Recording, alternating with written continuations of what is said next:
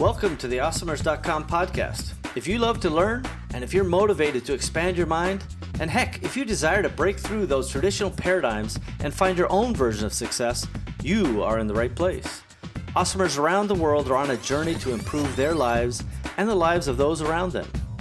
We believe in paying it forward, and we fundamentally try to live up to the great Zig Ziglar quote, where he said, "You can have everything in your life you want if you help enough other people get what they want." It doesn't matter where you came from, it only matters where you're going. My name is Steve Simonson, and I hope you will join me on this awesomer journey. If you're launching a new product manufactured in China, you will need professional, high-resolution, Amazon-ready photographs. Because Simo Global has a team of professionals in China, you will oftentimes receive your listings photographs before your product even leaves the country. This streamlined process will save you the time, money, and energy needed to concentrate on marketing and other creative content strategies before your item is in stock and ready for sale. Visit simoglobal.com to learn more, because a picture should be worth 1,000 keywords. You are listening to episode number 97 in the Awesomers.com podcast series. And our tradition has become pretty well known at this stage. All you have to do is go over to awesomers.com/97 to find the show notes and relevant details about today's show. We often include links, we include special bonuses, transcripts, summaries, etc. And I think you'll really enjoy and find a quick way to search about today's episode. And by the way, today's episode has my very special guest, Mary Shores. And this is part one of a three-part series with Mary. And Mary, by the way, is a best-selling author in the personal development space, published by Hay House, which is a very prestigious organization, and is the owner and CEO of what's been called one of the most unique collection agencies in the country. And you're going to hear more about that. It really is remarkably unique. Her philosophy of maintaining a positive approach to life and to debt collection has reframed her entire organization and the lives of those she's trained. And this is one of the most fascinating parts of this equation is, Mary's very, very successful, building an 8-figure business and overcoming significant adversity in her life. And she's somebody that I really appreciate because she will share all those details with you in today's episode. We talk about real life and in fact death impact, and that is something that not everybody's willing to talk about, but I appreciate her being vulnerable and being able to share with us so we can all learn, because to be honest with you, a lot of those unwelcome lightning bolts have struck all of us at one time or another, and it's really inspiring to see somebody who's been able to push through that and kind of carry on. And so I think you're going to really love today's episode with Mary Shores. Hey everybody, Steve Simonson, and I'm back again with another Awesomers.com podcast in our long-running series now. And I want to just share with you my special guest, Mary Shores. Did I get the pronunciation right, Mary? Absolutely perfect. Whew, that's, I'm running about 50-50 for the day. I'm not going to lie to you. So thank you for having a relatively easy name for me to pronounce. Mary, I've already read in your bio and some of the background from that 30,000-foot view, so the Awesomers out there can get a taste of what you're all about from the high level. But can you just tell us where you live right now and what you do day to day? Yeah, I live in Champaign, Illinois, which is central Illinois, nowhere near Chicago. So literally think about cows and cornfields, and a really big university, which is the University of Illinois, Big Ten school. We're really proud to have that. I have 2 children that are 17 and 18, single mom, and I'm currently enjoying a career filled with lots of travel, and CEO, best-selling author, and public speaker. Whew, well, that's good. That's going to take a little bit of time there. So we got author in there, CEO, speaker, mom. What did I miss in there? Because there's a lot. Let's see. I think you got it. All right, that's the high level. So I love all of that. And the single mom bit, that's pretty important. There's a lot of moms out there, and they find that, at some point, whether they, were single moms to begin with or they got a divorce, they find it very difficult to kind of get out there on their own. Did you ever find it to be a challenge to be out there on your own, regardless of the time or the reasoning? Oh, yes. As a matter of fact, the first 2 years after my divorce, which was in 2008, I had been married for 10 years and completely blindsided about the fact that I was going to get divorced. It was very unexpected. But for about 2 years after that, I felt completely like a functioning catatonic. I just, life was anything but joyous. I remember feeling often like I would just be walking, like I felt like I was walking down a set of stairs and someone was just kicking each one of them out in front of me every time I tried to step. And so I had these ridiculous visions that I was going to lose everything and, including my business that I had worked for my entire adult life. But that lasted about 2 years and the fog began to clear and actually everything came back. I like to say like my power and my structure came back even more powerful than it had ever been before. That's really, I think that's important. And I know a lot of us out there, who've either gone through divorce, especially moms who, find themselves in that role of, how do I kind of cope with all of these things? It's a very important and enlightening thing to see people end up working through that. So thank you for sharing that. Now, as the customers out there know, when we do an origin story, which is what we're doing today, I like to get right back to the very beginning.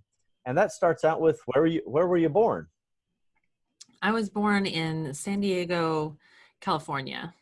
Oh, now I'm just doing the San Diego, California to Champaign, Illinois math, and there's definitely some pieces in there that we'll probably cover here in a minute. How long did you live in San Diego? Not very long. My father was in the Navy, and so there was a base there, and he was a nuclear engineer in the Navy. So I just happened to be born in San Diego because that's where he was stationed at the time. Yeah, I also have a military father. He was in the Army, and although I was born before he joined the Army, all of my siblings were born in different states and different, in some cases, different countries, because that's the nature of the military. So you mentioned that your father was in the Navy. Did your mom work? What if anything, did she do? Not at that time. They were divorced when I was very young, so I don't know my father. Oh. And my mother, probably back in those days, didn't do a whole lot, but eventually she opened a business and got remarried and just kind of, I think I always looked at her as an entrepreneur for sure. Yeah, so it is interesting that she was entrepreneurial. Um, did she like opening a business, or did she see it as like, this is my only way to kind of preserve the family continuity and getting a job or getting control? What was her reasoning, if you know it? I really don't. Gosh, that was in 1986, so I really just don't know. Oh, I could tell you a lot of great movies that came out in 1986. Oh, yeah? uh, yeah, well, I'm an 80s kid myself, so there's definitely a lot. Ghostbusters? I do like Ghostbusters. I rewatched that just this past week, and as I find myself here in Vegas, the Oscars know that I'm on the road right now. They have big, giant Ghostbusters casino slot machines, Oh, that's and fun. those are really fun. Yeah, you get to play, and you got all the little clips. And then yesterday, I noticed for those '70s babies, which kind of includes me, they have Brady Bunch. Oh, yeah. They have literally a Brady Bunch casino slot machine, which is mind-numbing to me because the actors that got paid for their Brady Bunch experience 30 years ago, 40 years ago, they don't get a dime for any of that stuff. So it's amazing to see the nostalgia, but also know that it was a different time back then. So anyway, I digress. So let me ask you this: did you have any siblings? I have a brother and a sister. So Uh-huh. one of each. They're both younger. Are they entrepreneurial in any way? We're all very different. So my sister is a nurse, and my brother is very political. He works for the governor of the state of Texas. Oh, fascinating. Yeah, I would say very different than entrepreneurial. But he does have, he still is entrepreneurial, though. I mean, he's always very innovative and such. He's worked for me in my business, and I found him to have that very entrepreneurial mindset. Nice. Yeah, it's a good combination to get that mindset into government. I think often um, there's a disconnect between kind of that entrepreneurial. Although Texas is probably um, more entrepreneurial friendly than some other states that I could name. A special thank you to our sponsors out there who are keeping the lights on over here at the Awesomers.com podcast. Let's take a listen and have a commercial break right now. Empower. The name says it all. Connecting e-commerce entrepreneurs with great people, ideas, systems, and the services needed to stay business dynamic and to grow. Empowery is a network, a cooperative venture of tools and resources to make you better at what you do, because we love what you do. We are you. Visit empowery.com to learn more. Now, how about university? Did you go to any university? I didn't. I went to community college for a short while. I probably took enough classes to get degrees, but not in the right formula, I suppose, too. Didn't really take the required classes. Yeah. Now, did you like that experience, or it sounds like it was maybe starting and stopping along the way? How did that go? Well, when I was young, I mean, I was actually on my own since the time I was 16 and had a child at a very young age who passed away from a very traumatic brain damage at birth. Sorry. And Wow. so while my peers were really doing things like going to college, it was really out of the question for me. And so while I did take some time to go to community college, I was very focused on philosophy, ethics, world religions, just like I really took things that were of interest to me, not really things to add up to a degree. And I did like it. I did enjoy it, but I certainly didn't enjoy those core kind of classes. Isn't that interesting? School wasn't necessarily for me in that respect, but I definitely turned it around very quickly when I became a business owner super young at 24. Yeah. So I find that interesting because perhaps like you, I find myself being a constant learner. I love to learn. That's something I have great joy in.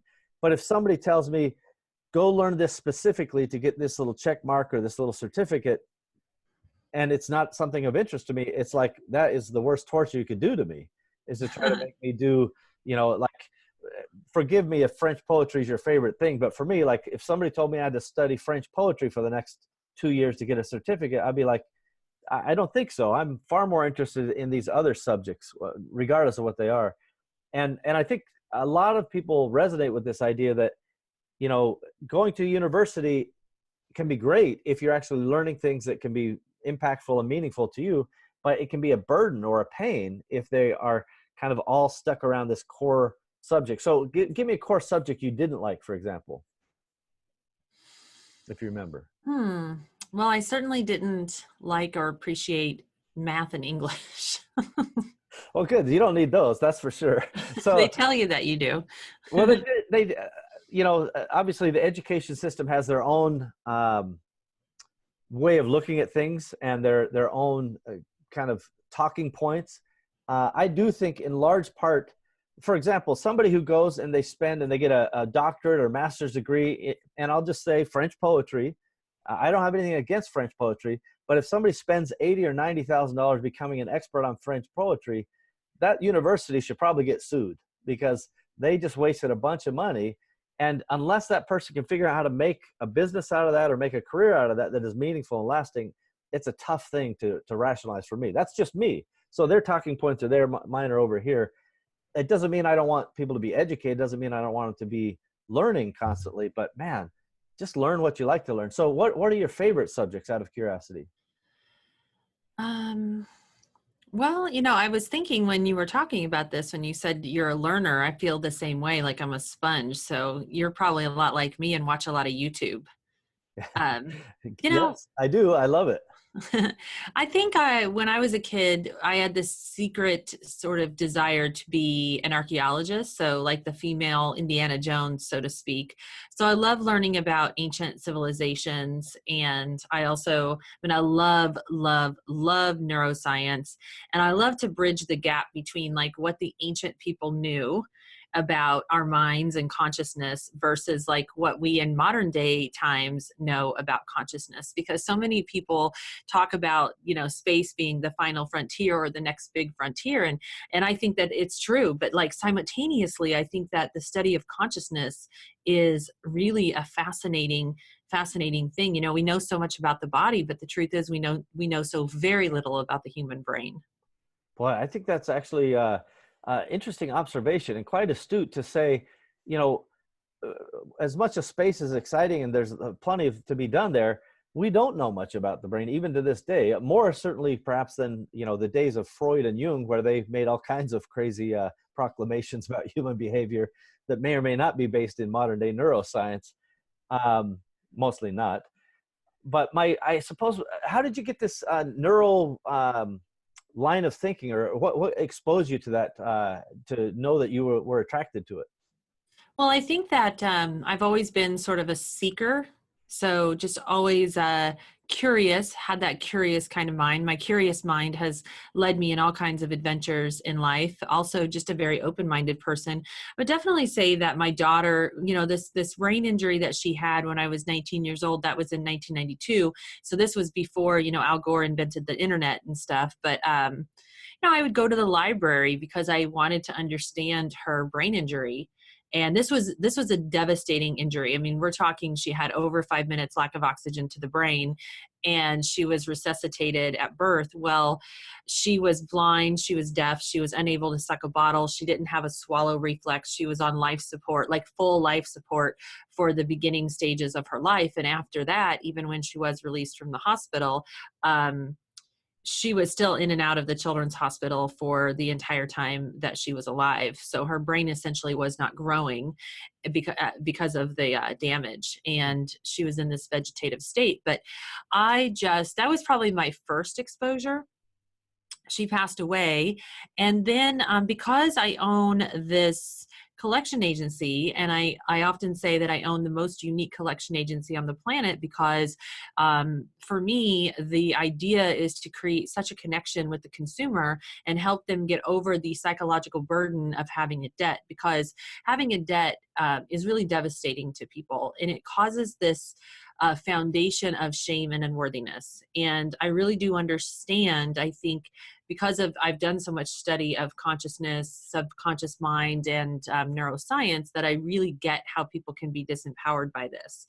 And so I've learned like what things trigger, say, a nervous system reaction such as fight or flight, or what things trigger a connecting response. But ultimately, later on in life, when my son was born, and when he was about 9, he was diagnosed on the spectrum. And so this, being on the autism spectrum, is a disorder of the nervous system. And so just needing to learn even more, because dealing with him, but also seeing that, that overstimulation that they get, we're all overstimulated. We're living in this time where we have notifications going off on our phone 24/7. And it's a very overwhelming state of our culture and environment right now.